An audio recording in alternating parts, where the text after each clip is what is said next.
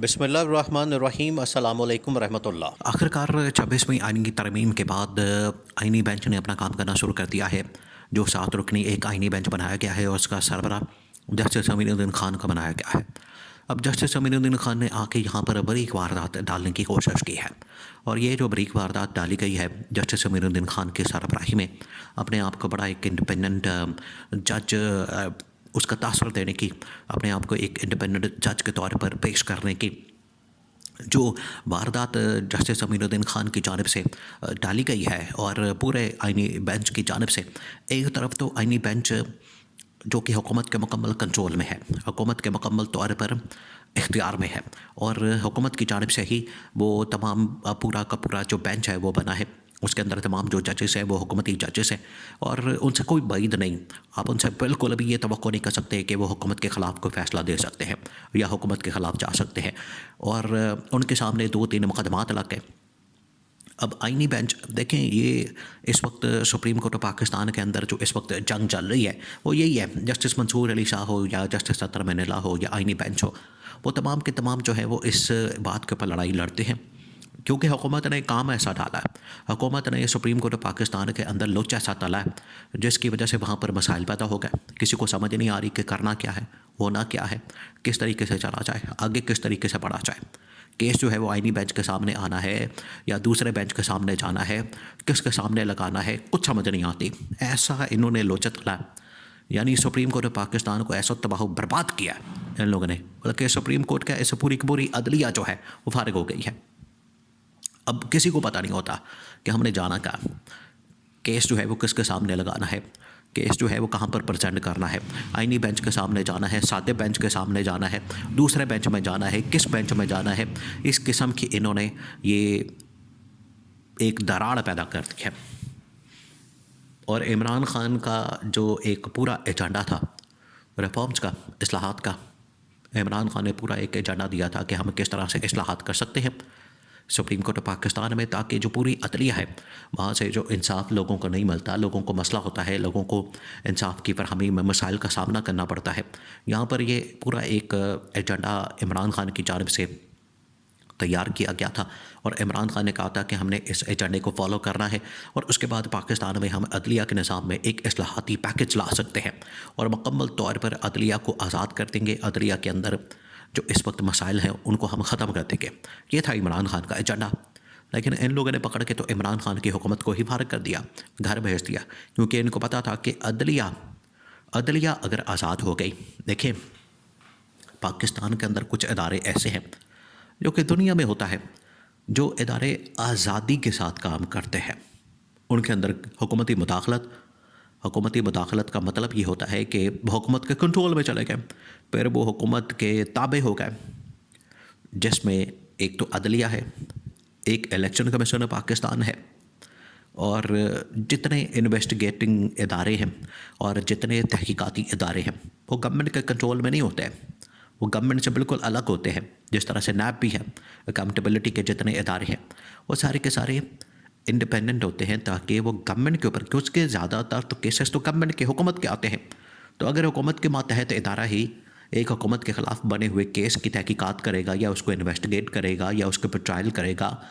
یا اس کا جوڈیشل معاملہ ہوگا، عدالت کے اندر چلے گا یا الیکشن کمیشن آف پاکستان کے جائے گا، تو اس کا مطلب یہ ہوا کہ حکومت بڑی آسانی کے ساتھ اس کو مینج کر لے گی، کیونکہ حکومت کے ماتحت ادارہ ہوگا، اور حکومت سے الگ رکھنے کا مطلب یہ ہوتا ہے کہ وہ آزادی کے ساتھ کام کرے۔ انہوں نے پکڑ کے تمام ادارے اپنے انڈر کر دیے،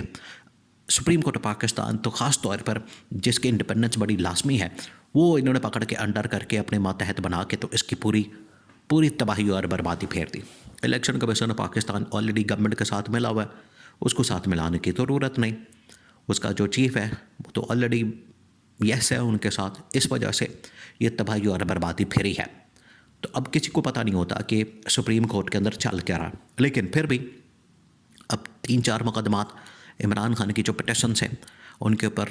26ویں آئین کی ترمیم، پھر اس کے بعد 8 فروری کے انتخابات، 9 مئی کے مقدمات اور مخصوص نشستوں کا معاملہ۔ اب جسٹس امین الدین خان نے 2-3 کیسز تو لگے ہیں، یہاں پر ایک ارشد شریف کا لگا، پھر اس کے بعد ایک 26ویں ترمیم کے متعلق لگا، تو وہاں پر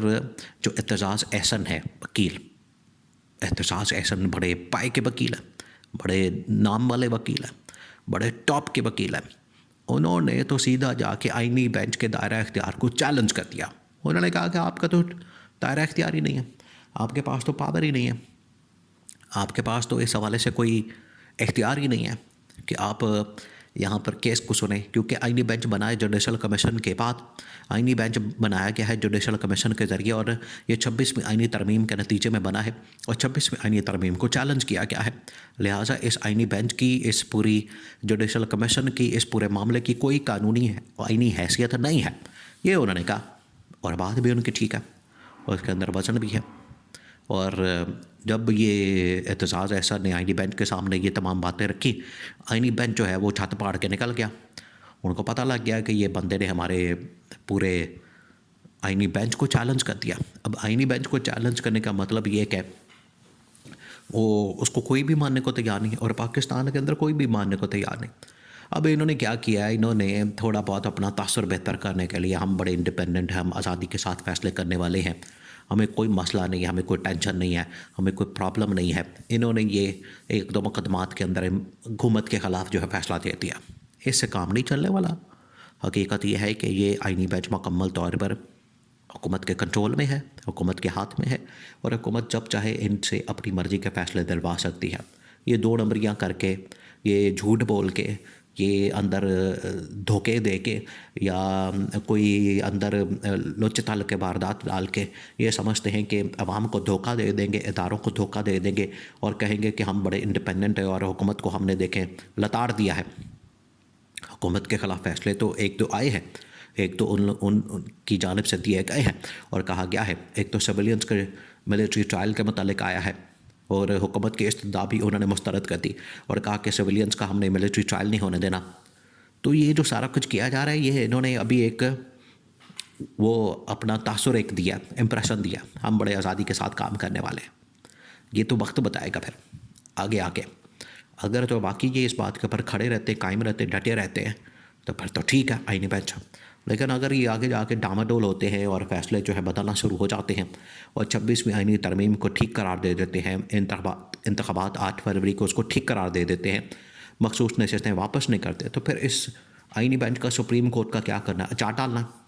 پھر تو کوئی فائدہ نہیں ہے اس کا۔ جب ملک کے اندر مینڈیٹ چوری ہو رہا ہو، انتخابات لوٹے جا رہے ہوں، اور آئین اور قانون سے اس کی دھجیاں اڑائی جا رہی ہوں، تو پھر اس قسم کی آئینی بینچ سے کیا توقع کی جا سکتی ہے؟ تو اگر یہ فیصلے میرٹ کے اوپر کرے گا تو ویل اینڈ گڈ، لیکن اگر میرٹ کے اوپر انصاف نہیں فراہم کرے گا تو پھر اس آئینی بینچ کی حقیقت کھل جانی ہے۔